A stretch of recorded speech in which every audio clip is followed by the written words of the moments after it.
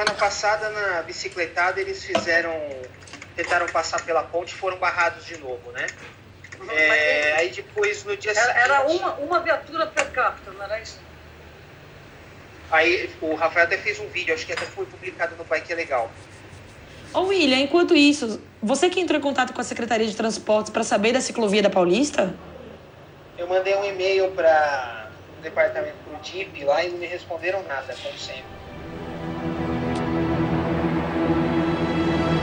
A gente tá passando por um momento de ter que desvendar o que acontece com a cidade, né? O que é que diferencia a decisão do prefeito entre construir ciclovias ou construir uma ponte para carros? Por que o transporte público tá caro se ele tá ruim? Quem escolhe? Qual o critério de seleção? Quem financia isso? Qual o interesse de quem financia? É o X da questão, para mim, de todas as cidades.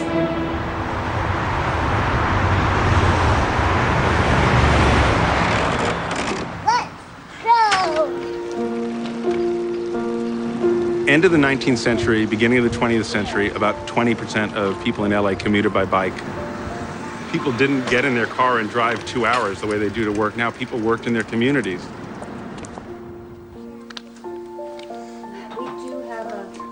You know, it was a different Los Angeles then. All around LA in the 1900s, people were riding bicycles.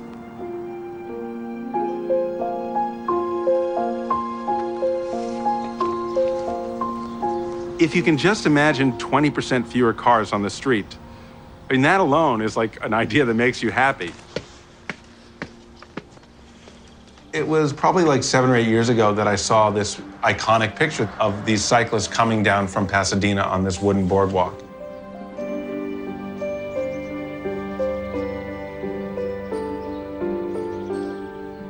It was hard to believe.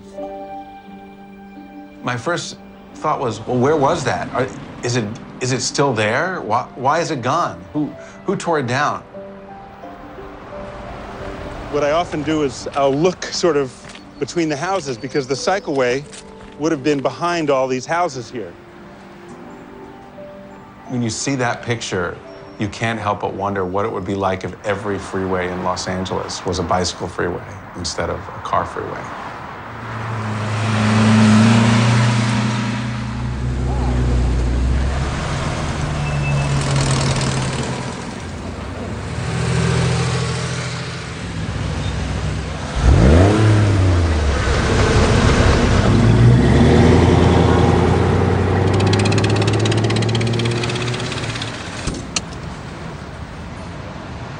Welcome to Cars and Coffee, Irvine. If you're a car lover, this is kind of mecca for us. What you see here is almost 100 years worth of automotive history sitting in this parking lot. And if you don't understand this, you don't understand automobiles. Look at you, I know. Mr. Man.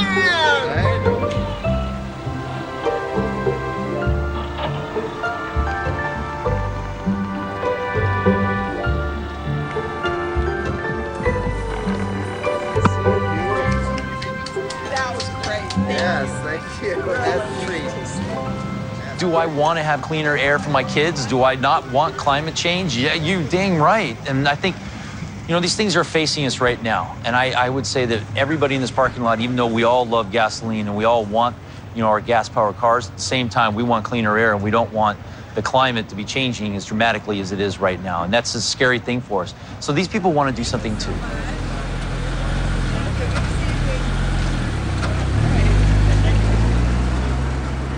What you'll find is at the end of the day, we're all fighting the war on oil, right? We're addicted to it. We want it and we love it and it's really fun and it's part of who we are. You got 100 years of history sitting here in this parking lot.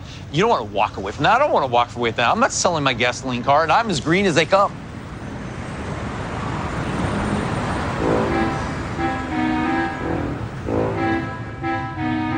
My name is Raquel Roney. I am an urban planner, professor for urban planning in the Faculty of Architecture and Urbanism of the University of São Paulo, Brazil. And I just hate to drive. Watch it. Oops, didn't see it at all. Oh, I'm a very bad driver, I can tell you. But there is no public transportation option for me to come every day to the university. Sometimes when you are driving, especially in traffic jams, I said, okay, I'm gonna leave this car here right now in the middle of the streets and I'm gonna walk. I'm gonna live and I want this car to disappear.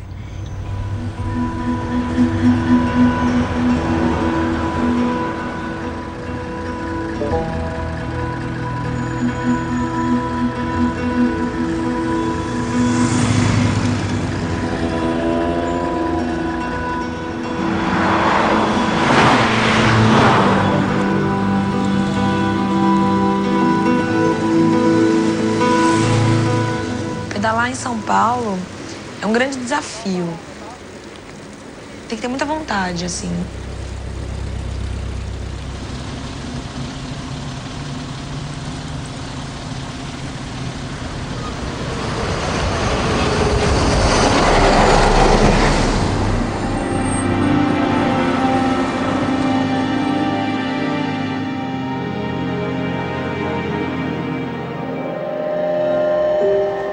Dias era uma menina muito alegre, era uma menina muito tranquila também.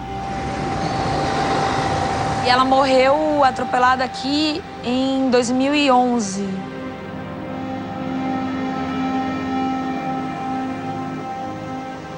E foi um ônibus no final da Avenida Paulista. Ela estava indo trabalhar. Ela era bióloga, estava indo trabalhar no Hospital das Clínicas, ela trabalhava com células-tronco e ela tinha um jeito de pedalar muito tranquilo, ela não era agressiva no trânsito. Ele não estava na faixa dele, ele estava na terceira e ele imprensou ela e jogou ela para essa faixa. Aí um outro ônibus que estava aqui na faixa dele atropelou e passou por cima dela.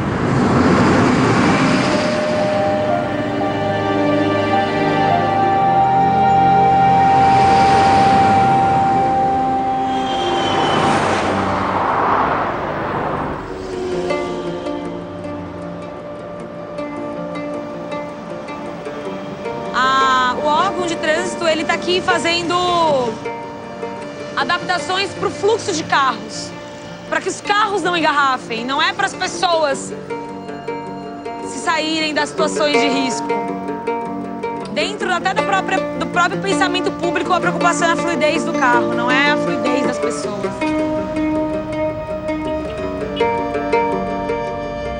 When the car industry became the main industrial sector for Brazilian industrial development, urban planning became completely car-oriented. Brazil decided to leave completely trains and trams and replace them by cars and buses.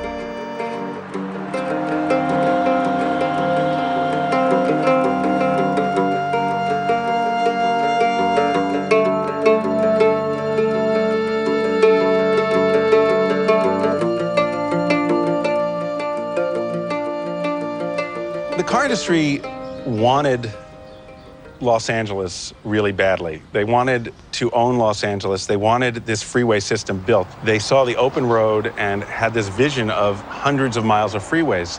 And they had visions of moving people quickly. And that really appealed to people.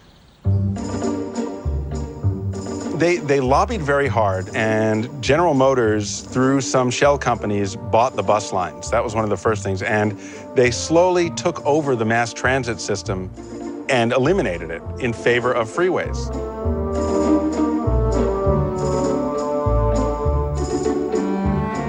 Starting around 1945, they begin to remove the trolley system, the greatest mass transit system ever built in the history of mankind, spreading across this huge area.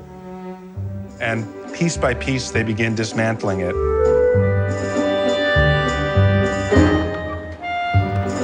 And So by 1960, the last trolleys in Los Angeles were taken. The tracks were torn up.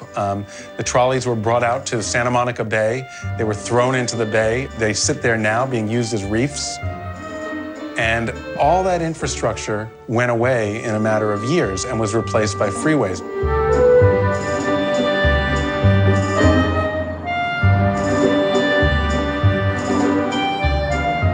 So the entire sort of structure of LA is defined by this desire of the car companies to expand and to create this illusion of speed and convenience.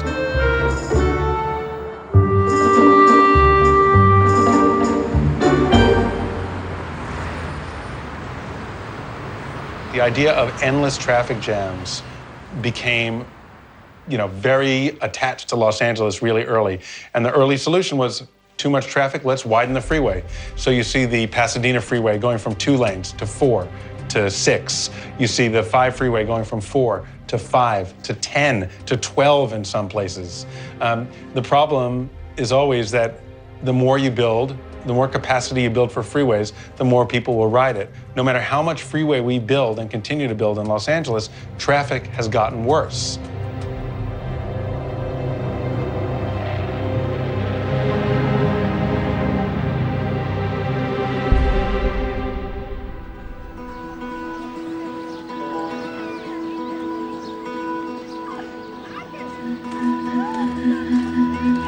Uma cidade ciclável é muito possível. Uma cidade onde as pessoas caminhem mais e tenham segurança de caminhar e de pedalar.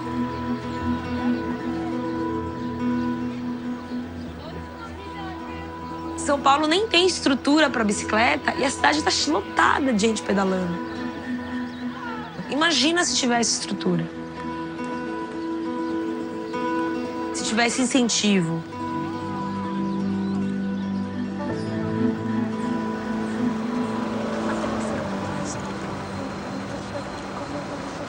Copenhague é grande exemplo pra gente de cidade feita para as pessoas, onde as pessoas vivem a cidade.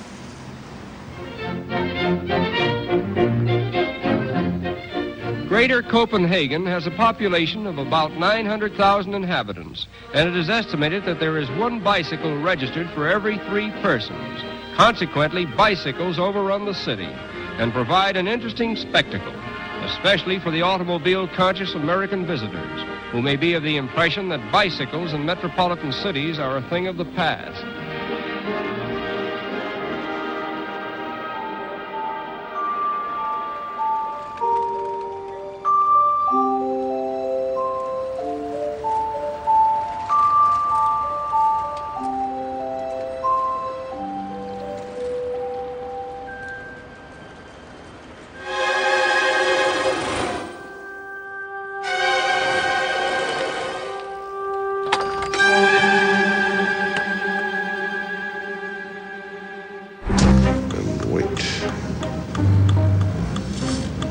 So slow. Come on, my friend. Waiting. There we go. A day in a taxi in Copenhagen could well be a day in hell if you don't take care because of all the bike riders that swarm around you all the time. It's kind of like a war.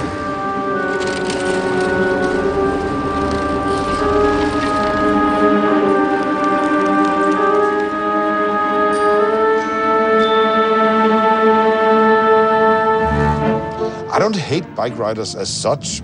I even know some. I have friends who are bike riders, and they're kind of nice people.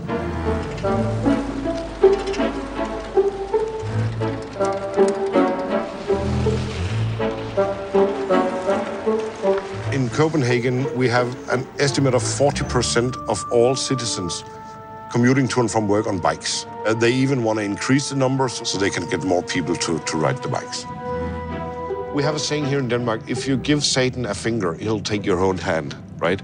They gave them a finger, their own bike lanes, their own traffic signals, and they even gave them a green wave, as they call it. So if you go 20 kilometers an hour, you can just go by green light, by green light, by green light. When you pamper them like that, they just feel like kind of they can walk on the water or something like that.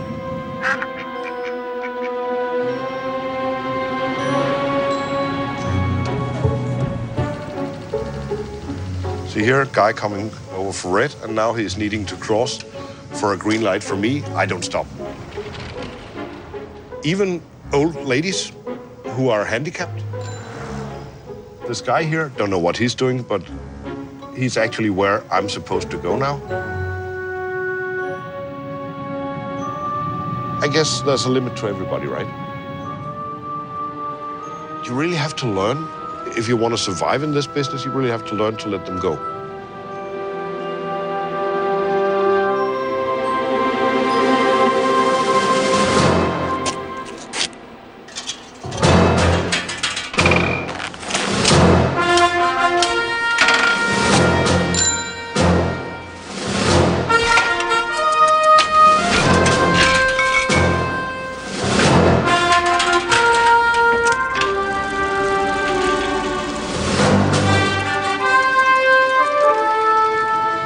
Copenhagen rush hour.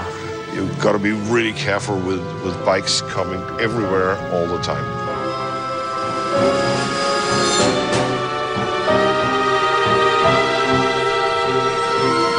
And here they go.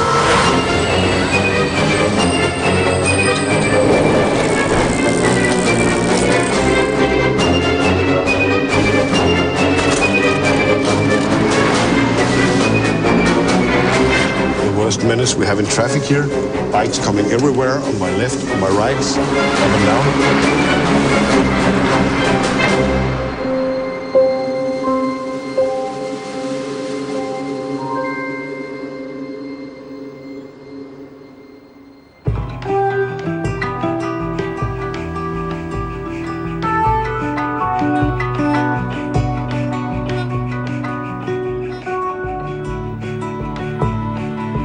The engineer who plans to derail the gravy train has rolled into City Hall. Rob Ford says he will follow through on those penny-pinching promises he made during his campaign, and it looks as though Toronto Transit is an early target.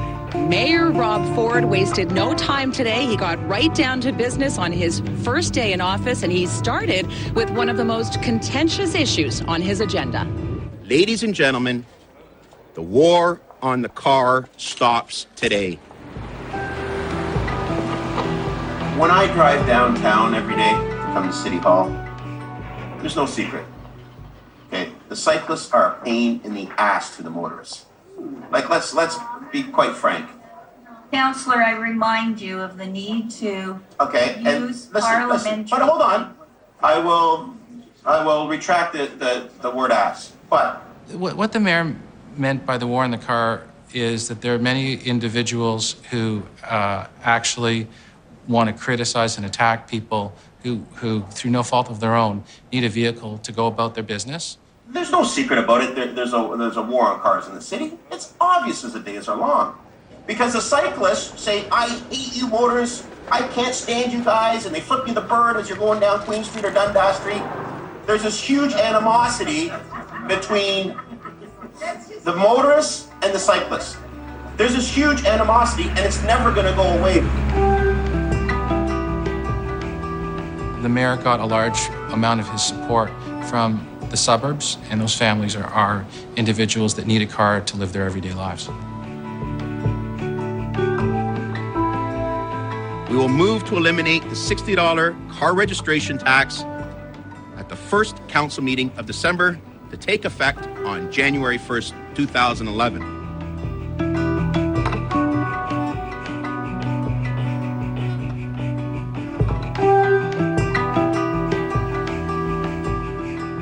Too long, the city has focused on transit only, and we will not build any more rail tracks down the middle of our streets. Mayor Rob Ford got elected with a mandate to accomplish many different things, but one of them was to address the issues of congestion in traffic and gridlock. There are some individuals who think that we should all take transit. If you have a couple of kids and a dog, you're not going to ask them to get on the bus. That's an impractical and insensitive arrangement. People just have to have cars. The speed humps don't meet the criteria here. The stop signs, every possible thing to try to put a roadblock in front of cars in the city is there. I can't support bike lanes. How many people are riding outside today? We don't live in Florida. We don't have 12 months a year to ride on the bikes.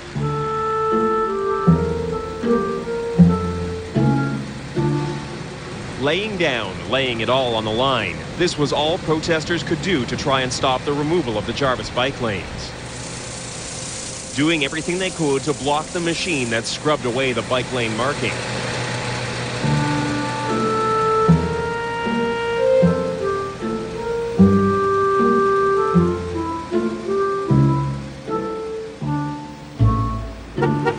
What I compare bike lanes to is swimming with the sharks. Sooner or later, you're going to get bitten. And every year, we have dozens of people that get hit by cars or trucks. Well, no wonder. Roads are built for buses, cars, and trucks, not for people on bikes. And, you know, I feel my heart bleeds for them when I hear someone gets killed, but it's their own fault at the end of the day. Cenas de horror na avenida mais famosa da capital paulista hoje de manhã. Um ciclista foi atropelado e teve um braço arrancado. O braço ficou preso ao carro e o motorista fugiu sem prestar socorro. 5:30 da manhã, no meio da Avenida Paulista, uma cena dramática. O jovem que está deitado acaba de ser atropelado. Ele ia para o trabalho de bicicleta. A vítima parece nem perceber que no acidente teve o braço direito arrancado. Segundo testemunhas, o motorista que atropelou o jovem estava em alta velocidade e não parou o carro. Durante a fuga, o motorista e um amigo perceberam que o braço arrancado do ciclista estava dentro do carro. Ele ainda dirigiu por pelo menos 7 quilômetros, deixou o amigo em casa e, quando passava por esta avenida, decidiu se livrar da prova do atropelamento. Jogou o braço neste córrego. Nunca visto isso. Eu também não. Ela não atende. Tem do Sussa? Procurei. Sussa? Oi, a Evelyn. Tudo bom? Você vai no protesto hoje?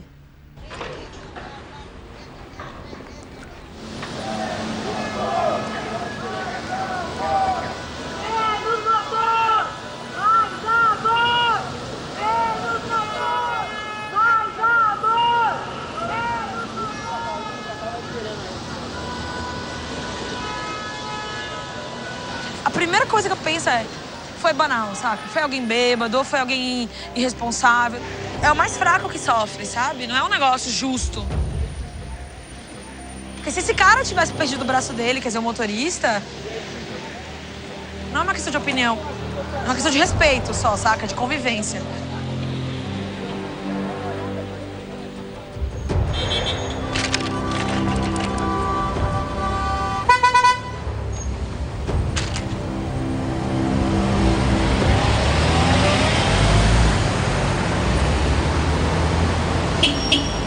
It's now 4:30 p.m., so we are not during rush time, and still nobody can move.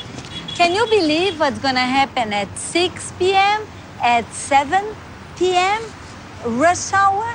People will stay 2, 3, 4 hours in the traffic jam.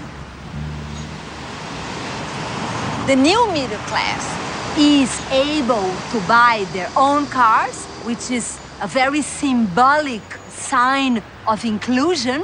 It's totally useless to have a car because you cannot go anywhere. We're stuck in the middle of a traffic jam.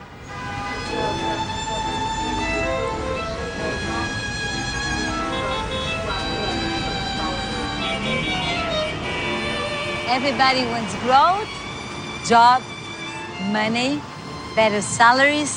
Why not? It's an impossible dream to have this model for all. It's a lie that was repeated over and over. That finally, when the market will take over all the planet, everybody will be happy forever.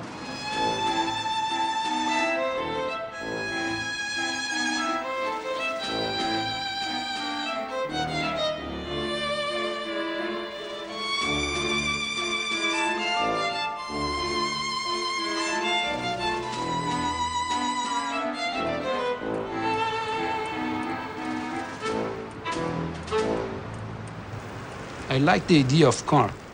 I like to drive to feel the sensation of what a car is supposed to give to you that I don't have anymore in the traffic jam. I went to the set for a car commercial riding my bike. It's a kind of strange, but the life is like this. It's my job, it's my work. When I go to shoot, we must be very precise.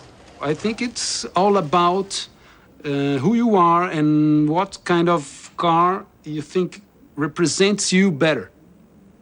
Because I think it's a kind of a label, you know? You use a car like a label. I'm like this.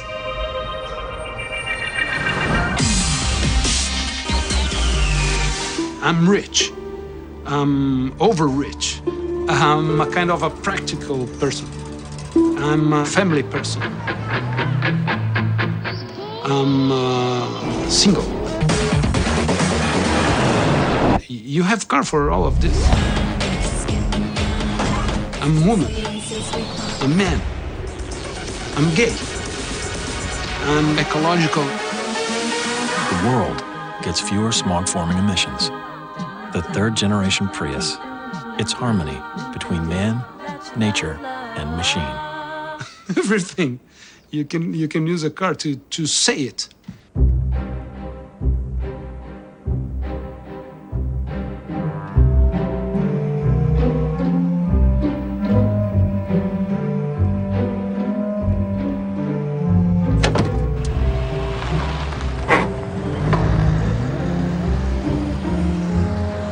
Electric cars, smaller cars that have less pollution. It's a way of the industry to try to recycle into new times, but this is the affirmation of the old times. It's not shifting the paradigm, but reaffirming the paradigm with new technologies.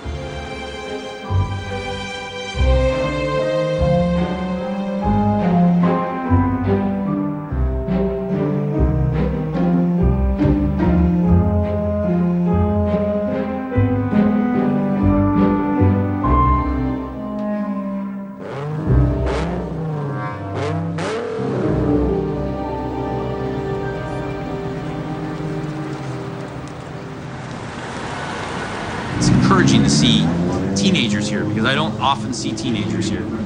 And they're going to demand a different way to buy a car. And that's a threat. And then the kind of car they want, we need to make sure the industry adapts. But you know what? Automotive industry knows how to adapt. They just do. There's estimates saying that 40% of all cars bought in the next 5-6 years will come from a millennial. That's a lot. That's a big sea change that we don't expect. So the demographic change that's happening because of millennials is enormous. Our car market here is, 14, 15 million, 16 million a year. The Chinese market is going to get to 25 million pretty quick, and then 30 is the projections, not that far after that. 30 million cars, twice the size of ours. It's an amazing market, and it really is going to drive the industry in different ways than we've seen.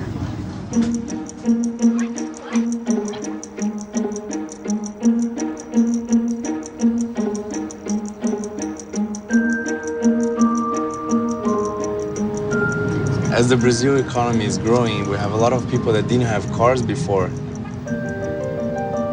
In 2001, the market in Brazil was 1.5 million cars a year. Today, it's over 3 million cars a year.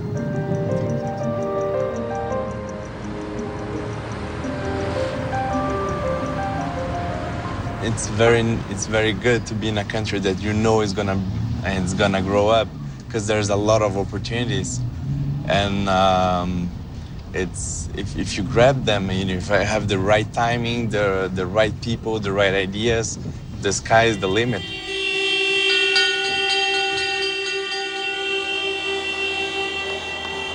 In 2014, we're gonna launch the factory that's gonna make 100,000 cars a year.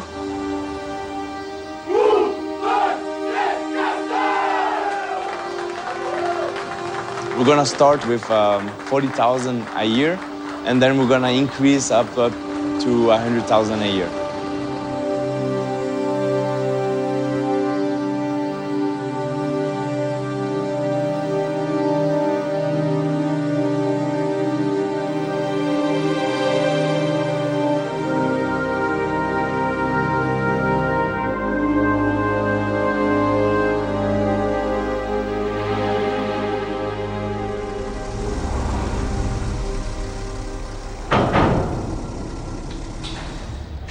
The issue of the cars is the space that they take. The other day I was in a small city that is increasing by 100,000 cars. Well, 100,000 cars parked, they need 10 meters each. So that's 1 million meters. That they are gonna need to build 1,000 kilometers of paved road just to have those cars parked. Is that the best way to use our space?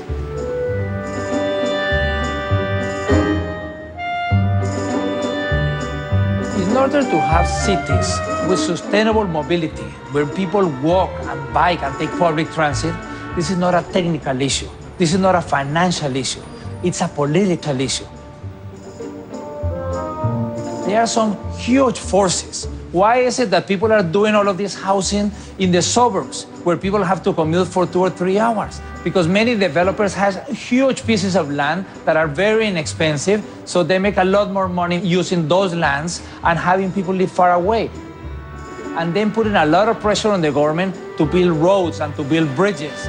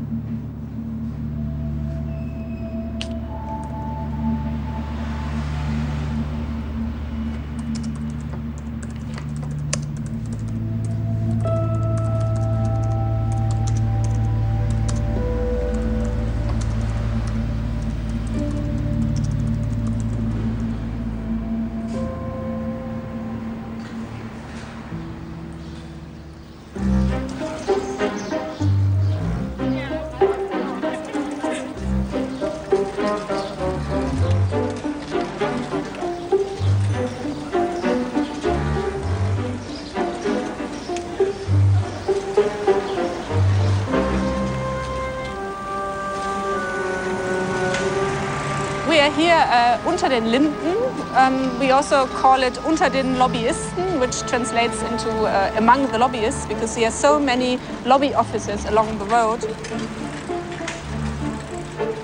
Our data shows German politics has a clear bias towards the car industry.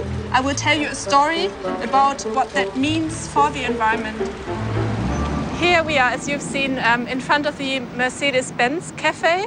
You probably noticed that Daimler or Mercedes-Benz, they try to present themselves as a sustainable company. In comparison to all its European competitors, cars produced by Daimler are the worst in CO2 emissions. I'm sure you all know these so-called efficiency labels. So what do you think, this Fiat 500, where should it be in this list? A, B, A, B. What about this car?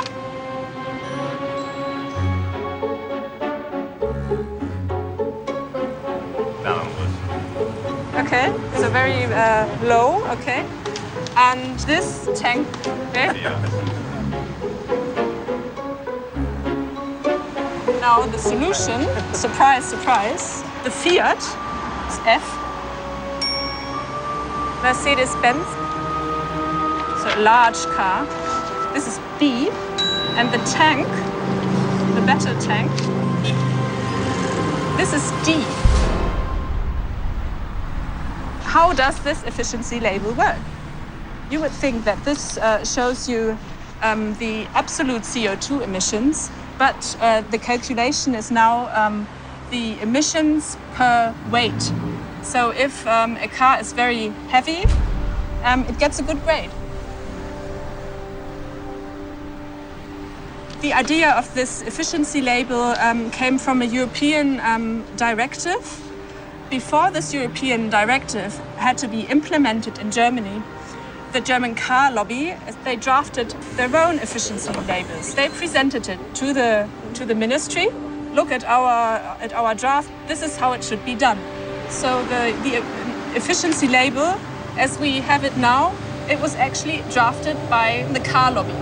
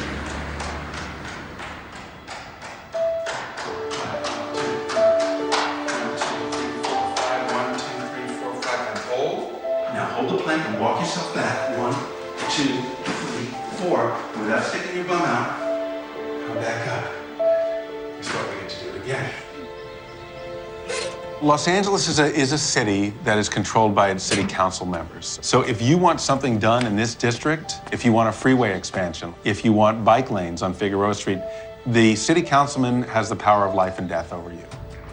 There have been 9 fatalities on North Figueroa in 10 years. If we do not add bike lanes on North Fig to calm traffic, then what will we do to save lives? Because this is part of an ongoing conversation. I want to be positive and constructive. We had another meeting last month. I think all of us have to be honest. We didn't do so well on the dialogue. Unless we say Jerry Springer is the type of dialogue we want to have, right? So I'm looking up how much our local city councilman got from Chevron. He received, over the past few years, $11,000 in direct contributions from Chevron. Chevron spent $1.8 million on lobbying to defeat an anti-global warming bill. Chevron's interest is to see more freeways built, to keep the number of cars going. They own more gas stations than just about anyone else in Southern California, to not have environmental regulations on their refineries, and to generally make sure that they have someone friendly on their legislature. As I was asked before, what amount of deaths are acceptable in comparison to speed? I mean, I lost my wife 12 years ago. You want to ask me a question of what's acceptable in terms of somebody's death? 0. That's our goal. 0. Until he came into power, it was very unusual for these kind of corporate interests to interfere in LA City Council elections. As the City Council is a very local job, and it involves sort of helping local people. There is no question in my mind that that money will be used when he makes the decision as to whether we're going to build new freeways and build bike lanes. I cannot imagine the oil companies do not expect a payback on their investment. So thank you, everybody. Enjoy your evening. Drive home safely. And we look forward to talking to you again. God bless everybody.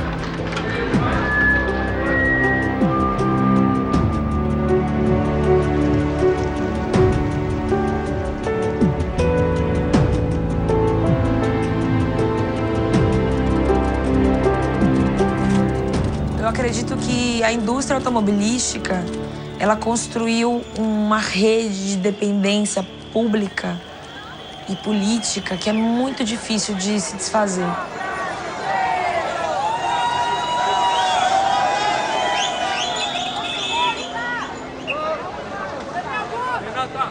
Pessoal, ele tá falando em nome de Haddad. Fala, silêncio. Meu pai tá em paz, não tá descansando, eu tô dormindo.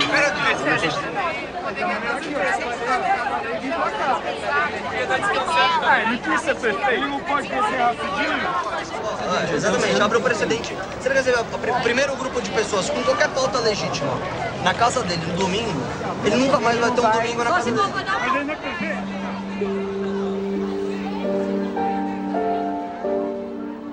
When we start talking about closing down car industries, we are talking about shifting completely the economic model of development.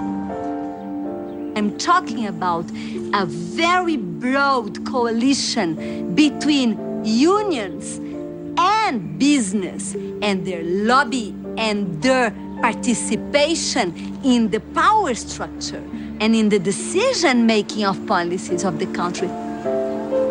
That's why it's so difficult to change things. Morrer, que cada um fala uma coisa, a gente não tem nada organizado. Tem que ter uma carta, um manifesto, entregar pro filho do cara, pro cara entregar pro prefeito. Tem que começar a se organizar, articular, porque senão... Sabe o que acontece? Ele vai falar assim, ele vai chamar meia dúzia da gente e vai falar, conversei com ciclistas. E aí? Quem representa quem aqui, sabe? Quem são os representantes? Não tem representante.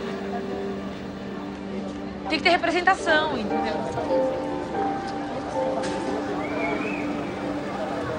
Acho que eu vou tomar um café, eu acho. Eu tô com frio.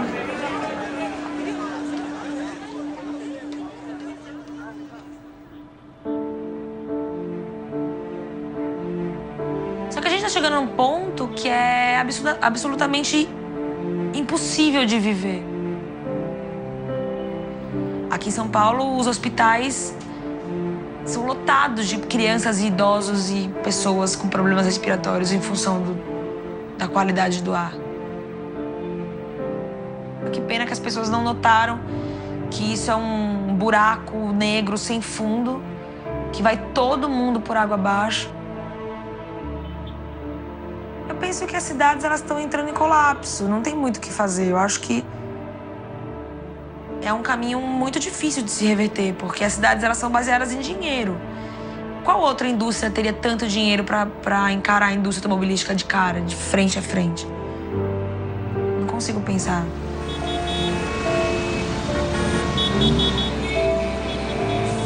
In 7 more years, from 1 billion to 2 billion cars. What is that? A disaster. And you don't need a crystal ball in order to see how much it will be a disaster. You just go to Mumbai, you go to Jakarta, you go to São Paulo or any big city, and you can see for yourself the situation where a car-oriented policy could lead. Nowhere. The reality is that there is not one city in the world, medium-sized or large, that have solved the issue of mobility through the private car. None. And there is absolutely certainty that having more highways and more flyovers is not gonna solve the issue of traffic congestion. We are at a very exciting time, and we need to develop a sense of urgency because the population is gonna grow another 2.5 or 3 billion people. Whatever we do or don't do is gonna be there for hundreds of years. So we need to decide, how do we want to live?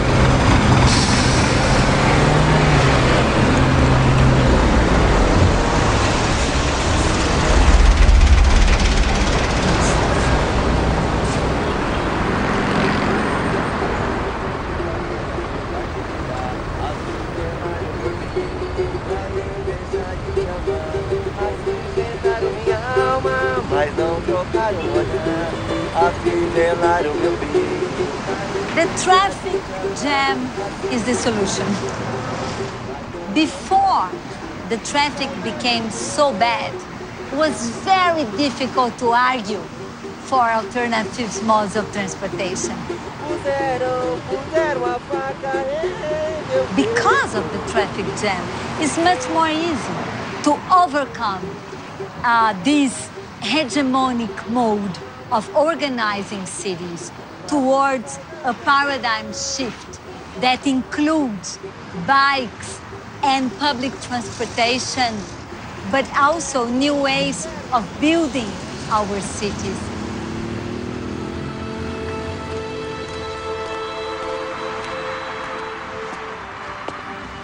I think 50 years of experience shows us that you cannot make life better in the city by making more room for cars. LA has been the absolute worst polluted city 9 out of 10 years for the past 5 decades. And the only way to make a change is to reduce the number of cars.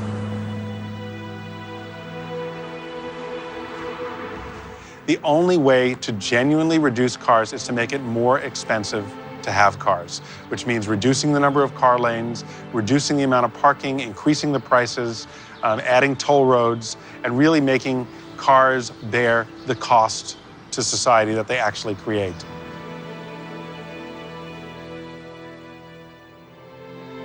The citizens cannot be spectators on how the cities grow. The citizens need to participate and develop a sense of urgency and pressure the politicians to make the right decisions.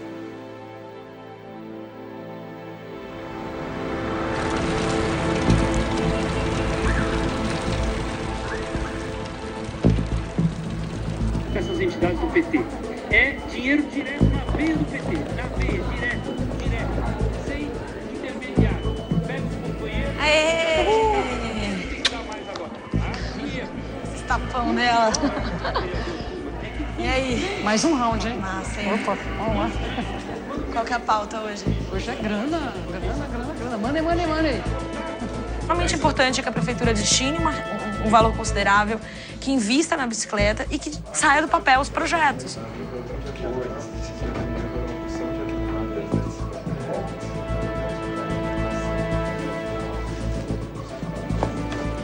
Na verdade, fomos informados, né, que essa verba, esse pedido seria revisto em função das restrições de endividamento do município. Então, quer dizer, tudo mais complicado demanda mais tempo mesmo. Otimismo. Esse prefeito, ele tem demonstrado pelo menos um canal de diálogo. Só que é isso, canal de diálogo não muda a cidade. Como a gente fala aqui no Brasil, tem que ter culhão.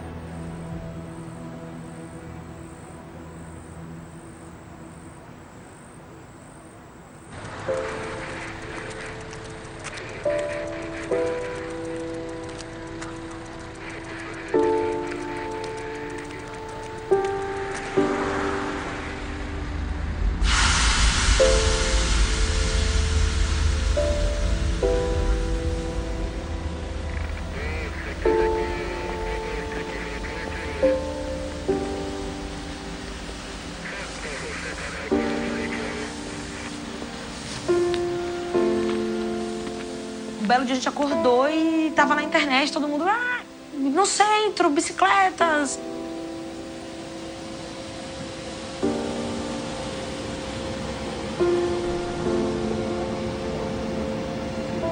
Desde que o Haddad entrou, por causa de uma mobilização dos ciclistas,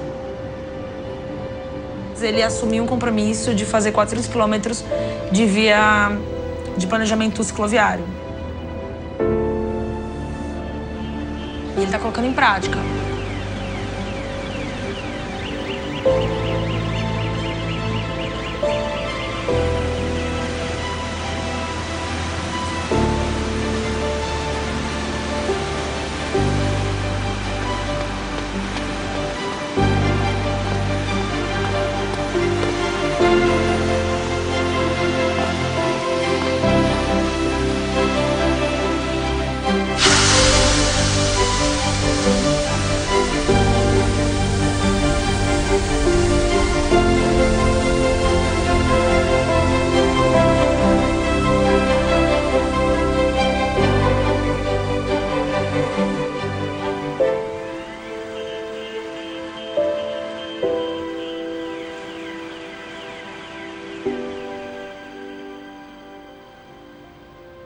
Uma quebra de paradigma, no mínimo.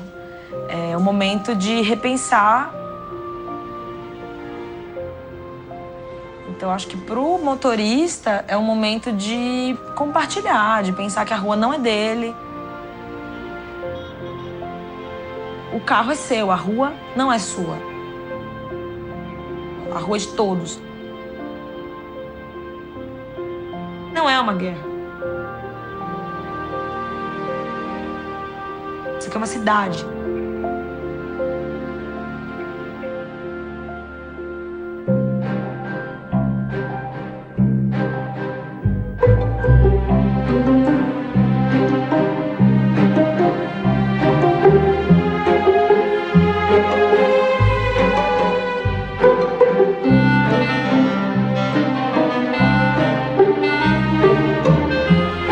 This is a one-way street, actually.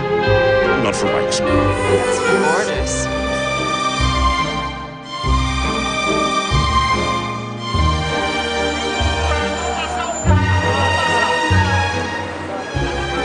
Sigan izquierda, muchachos, izquierda.